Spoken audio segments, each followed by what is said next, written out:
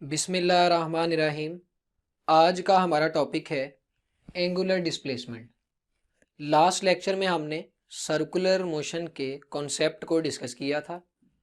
अब अगर एक पार्टिकल सर्कुलर मोशन कर रहा है तो हम उसकी पोजीशन का कैसे पता चला सकते हैं। चैप्टर नंबर 3 में हमने लीनियर डिस्प्लेसमेंट की बात की थी और हमने ये सीखा था कि अगर एक पार्टिकल स्ट्रेट लाइन में मूव कर रहा है तो बेटा हम उसकी पोजीशन का किसी भी वक्त अगर पता करना चाहते हैं तो हम ये बता देंगे कि अभी वो पार्टिकल हमसे 5 मीटर दूर है, फिर वो पार्टिकल हमसे 10 मीटर दूर है, फिर वो पार्टिकल हमसे 20 मीटर दूर है। यानी उस पार्टिकल का हमसे जितना डिस्टेंस होगा उस डिस्टेंस को यूज़ करके हम पार्टिकल की पोजीशन को एक्सप्लेन कर सकते हैं, लेकिन शर्त यह है कि पार्टिकल लीनियर मोशन कर रहा हो। यहाँ हम डिस्टेंस को यूज़ करके पार्टिकल की पोजीशन के बारे में एक्सप्लेन नहीं कर सकते। उसकी रीज़न ये है कि मैंने आपको लास्ट लेक्चर में बताया था कि जब एक पार्टिकल सर्कुलर मोशन करता है तो वो इस पिवट पॉइंट से अपने डिस्टेंस को कांस्टेंट रखता है। तो अगर पार्टिकल यहाँ है फिर भी उसका यहाँ से डिस्टेंस लेट्स सपोज अगर 5 सेंटीमीटर है, वो यहाँ चला जाएगा फिर भी 5 ही रहेगा, यहाँ आ जाएगा फिर भी 5 ही रहेगा। यानी हम उसकी पोजीशन को इस पिवट पॉइंट से डिस्टेंस के लिहाज से एक्सप्लेन नहीं कर सकते। तो हम पार्टिकल की पोजीशन को सर्कुलर मोशन के दौरान एक्सप्लेन करने के लिए एंगुलर डिस्प्लेसमेंट का कॉन्सेप्ट यूज़ करते हैं। तो एंगुलर डिस्प्लेसमेंट हमें क्या बताता है? ये हमें एंगुलर पोजीशन बताता है किसी भी पार्टिकल की। लेट्स सपोज अगर हम बात करें कि मून अर्थ के अराउंड रिवॉल्व कर रहा है, तो फॉर एग्जांपल अगर ये अर्थ है तो अभी मून जो है वो यहाँ पर मौजूद होगा, तो मून का अर्थ से ये डिस्टेंस है। फिर मून इधर को चला जाएगा ऊपर को, अभी भी उसका डिस्टेंस अर्थ से वही रहेगा। यानी डिस्टेंस के लिहाज से हम मून की पोजीशन नहीं बता सकते, क्योंकि इस पॉइंट पर भी वो हमसे सेम डिस्टेंस पे है अर्थ से और इस पॉइंट पर भी वो सेम डिस्टेंस से है। लेकिन अगर हम ये बात करें कि अभी जो मून है वो बिल्कुल अर्थ के सामने है और हम दोनों को ज्वाइन करने वाली एक लाइन बना लें तो हमारे पास एंगल 0 आ जाएगा। अगर ये मून यहाँ से इधर चला जाता है तो हम इस लाइन के हिसाब से बोल सकते हैं कि ये एंगल फॉर एग्जांपल 45 है, तो मून 45 की पोजीशन जो है वो कवर कर चुका है, यानी उसकी पोजीशन में 45 डिग्री का चेंज आ गया है। तो हम जब भी पार्टिकल की सर्कुलर मोशन के दौरान पोजीशन को एक्सप्लेन करेंगे तो वो हमेशा हम एंगल को यूज़ करके करेंगे और उसी एंगल को हम एंगुलर डिस्प्लेसमेंट कहते हैं और वह हमें पार्टिकल की एंगुलर पोजीशन बताता है। एंगुलर डिस्प्लेसमेंट को बेटा हम थीटा के साथ रिप्रेजेंट करते हैं, जिस तरह हम लीनियर डिस्प्लेसमेंट को स्मॉल डी से रिप्रेजेंट करते थे। तो फ़र्ज़ कर लें हमारे पास एक पार्टिकल P है और वो इस सर्कल में मूव कर रहा है। इस सर्कल की जो प्लेन है वो मैं एक्स वाई प्लेन ले लेता हूँ। ये दो एक्सिस आ गए एक्स वाई प्लेन और तीसरा एक्सिस ये होगा जी एक्सिस, और इसी के अलॉन्ग मैंने आपको लास्ट लेक्चर में बताया था पार्टिकल का एक्सिस ऑफ रोटेशन होगा। तो अगर एक पार्टिकल लेट्स सपोज किसी भी टाइम t के बाद इस पोजीशन पर मौजूद है P1 पोजीशन पर, तो हमारे पास उस पार्टिकल का इस सेंटर से डिस्टेंस ये आ जाएगा। अगर हम ये सपोज कर लें कि हमने उस पार्टिकल को एक रॉड के साथ अटैच कर रखा है और उस रॉड की लेंथ जो है वो कितनी है, वो हमारे पास r है जो कि इस सर्कल का रेडियस है। अब क्या होगा, t टाइम में पार्टिकल यहाँ मौजूद होगा P1 पर और वो पार्टिकल y एक्सिस के साथ ये वाला एक एंगल बना रहा होगा। इस एंगल को स्टूडेंट्स मैं थीटा के साथ रिप्रेजेंट कर देता हूँ। फर्ज कर लें t टाइम पर पार्टिकल यहाँ था, फर्दर और टाइम गुजरा और जो टाइम फर्दर पास किया उसको मैं डेल्टा t सपोज कर लेता हूँ। तो डेल्टा t टाइम में पार्टिकल जो है वो इस P1 से मूव करके लेट्स सपोज इस पोजीशन P2 तक चला जाता है। तो अब हमारे पास वो जो रॉड होगी वो इस पोजीशन पर आ जाएगी। तो यहां से यहां तक पार्टिकल गया, उसने अपनी पोजीशन को चेंज किया सर्कल के अलोंग, और डेल्टा टी टाइम में उसने सेंटर पर ये वाला एक एंगल बना दिया जिसको हम डेल्टा थीटा से रिप्रेजेंट कर सकते हैं। तो ये डेल्टा थीटा किस किस के दरमियान है? OP1 और OP2 के दरमियान। तो यहां से हम ये कह सकते हैं कि एक पार्टिकल P जब सर्कल में मूव करता है तो इसी दौरान वो रॉड जिसके साथ वो पार्टिकल अटैच होता है वो प्लेन ऑफ सर्कल में रोटेट करती है। तो जब रॉड ये वाली प्लेन ऑफ सर्कल में रोटेट करेगी तो ये हमें पता है ये क्या है? Radius of circle.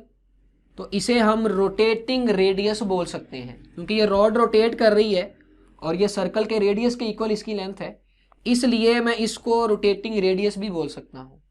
तो जब पार्टिकल P सर्कल के अलॉन्ग मूव करेगा इसी दौरान जो रोटेटिंग रेडियस है वो रोटेट कर जाएगी प्लेन ऑफ सर्कल में। अब हमने बात की थी कि T इंस्टेंट पर पार्टिकल P1 पे है और वो y एक्सिस के साथ ये एंगल थीटा बना रहा है। तो y एक्सिस के साथ T टाइम में जितना एंगल बनेगा उस एंगल को हम एंगुलर डिस्प्लेसमेंट बोलेंगे और वो एंगुलर हमारे पास यहाँ पे है थीटा। तो हम ये कह सकते हैं कि T टाइम में इस पार्टिकल का जो एंगुलर डिस्प्लेसमेंट होगा वो ये थीटा होगा। और फिर हमने कहा डेल्टा T टाइम में पार्टिकल P1 से P2 तक चला गया। तो अगर हम ये पता कर लें कि उस पार्टिकल ने डेल्टा T टाइम में कितना एंगल बनाया है, तो डेल्टा T टाइम में मैंने आपको बताया था ये डेल्टा थीटा एंगल बनाया है। तो डेल्टा T टाइम की अगर बात करें तो डेल्टा T टाइम में एंगल बनाया है उसने डेल्टा थीटा, T टाइम में उसने एंगल बनाया था थीटा। अब अगर मैं आपसे पूछ लूं कि इस पार्टिकल ने T plus delta T time में कितना एंगल बनाया है y एक्सिस के साथ, तो T टाइम में था थीटा, डेल्टा T टाइम में था डेल्टा थीटा। अगर हम T प्लस डेल्टा T में एंगल निकालना चाहते हैं तो वो हमारे पास यहाँ से लेकर ये वाला एंगल आ जाएगा और ये एंगल होगा थीटा प्लस डेल्टा थीटा। तो T टाइम में एंगुलर डिस्प्लेसमेंट हमारे पास है थीटा, वो वाला एंगल जो पार्टिकल की रोटेटिंग रेडियस y एक्सिस के साथ बना रही है। और अगर हम बात करें T plus delta T interval की, तो T प्लस डेल्टा T के बाद हमारे पास जो एंगल बनेगा y एक्सिस के साथ वो हो जाएगा थीटा प्लस डेल्टा थीटा। और इसी एंगल को हम पार्टिकल का एंगुलर डिस्प्लेसमेंट बोलेंगे, लेकिन कितने टाइम में? T plus delta T time में। तो जो अभी हमने बातें की हैं इनको मैं समराइज कर देता हूं। हमारे पास जो डेल्टा थीटा है वो कौन सा एंगल है? डेल्टा थीटा वो वाला एंगुलर डिस्प्लेसमेंट है जो पार्टिकल ने डेल्टा T टाइम में बनाया था सेंटर पर। इसी तरह अगर हम बात करें सिर्फ थीटा की, तो थीटा वो वाला एंगल है जो पार्टिकल ने बनाया था कितनी देर में? T टाइम में। लेकिन अगर हम थीटा प्लस डेल्टा थीटा की बात करें, यानी हम यहां से लेकर P2 तक की बात करें, तो टोटल एंगल हमारे पास होगा थीटा प्लस डेल्टा थीटा, और ये एंगल पार्टिकल ने T plus delta T interval में बनाया होगा। थीटा T टाइम में होगा और डेल्टा थीटा डेल्टा T में है, तो थीटा प्लस डेल्टा थीटा कितनी देर में होगा? T प्लस डेल्टा T में होगा। तो यही वाला जो एंगल है इसे हम एंगुलर डिस्प्लेसमेंट बोलते हैं। अगर डेल्टा T टाइम में पार्टिकल का एंगुलर डिस्प्लेसमेंट आपसे पूछूं तो वो डेल्टा थीटा होगा। अगर T टाइम में आपसे एंगुलर डिस्प्लेसमेंट पूछूं तो हमारे पास थीटा होगा। और अगर T plus delta T time में एंगुलर डिस्प्लेसमेंट पूछूं तो वो कितना होगा? वो होगा थीटा प्लस डेल्टा थीटा। अब बेटा आप ये जानते हैं कि डिस्प्लेसमेंट एक वेक्टर क्वांटिटी है और वेक्टर्स की डायरेक्शन होती है, लिहाजा हम एंगुलर डिस्प्लेसमेंट को कहेंगे कि एक वेक्टर क्वांटिटी है। और अब हम इसकी डायरेक्शन को फाइंड करने का तरीका डिस्कस करते हैं। तो याद रखिएगा एंगुलर डिस्प्लेसमेंट की डायरेक्शन निकालने के लिए हम राइट हैंड रूल यूज करते हैं, या इसे राइट हैंड ग्रास्प रूल भी बोला जाता है। ग्रास्प का मतलब होता है थामना। तो फर्ज करें हमारे पास एक सर्कल है जिसकी प्लेन ये है और उसका एक्सिस ऑफ रोटेशन ये होगा। तो हमने अपने राइट हैंड में एक्सिस ऑफ रोटेशन को ग्रास्प करना है और अपनी फिंगर्स को उधर को घुमाना है जिधर को पार्टिकल रोटेट कर रहा होगा। अगर पार्टिकल इधर को रोटेट कर रहे हैं तो मेरी फिंगर्स ऐसे रोटेट करेंगी, और यहाँ स्टूडेंट्स हमारा जो थंब होगा वो हमें एंगुलर डिस्प्लेसमेंट की डायरेक्शन बता देगा। तो पार्टिकल एंटी क्लॉकवाइज मूव कर रहा है तो हमारे पास एंगुलर डिस्प्लेसमेंट अपवर्ड आ रहा है।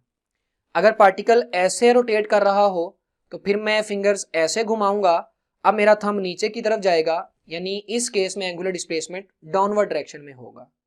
लेकिन आप जरा गौर करें, जब पार्टिकल ऐसे घूम रहा था तब भी angular displacement axis of rotation के अलोंग था, और जब पार्टिकल ऐसे घूम रहा था तब भी एंगुलर डिस्प्लेसमेंट नीचे को था, लेकिन था वो एक्सिस ऑफ रोटेशन के अलोंग ही।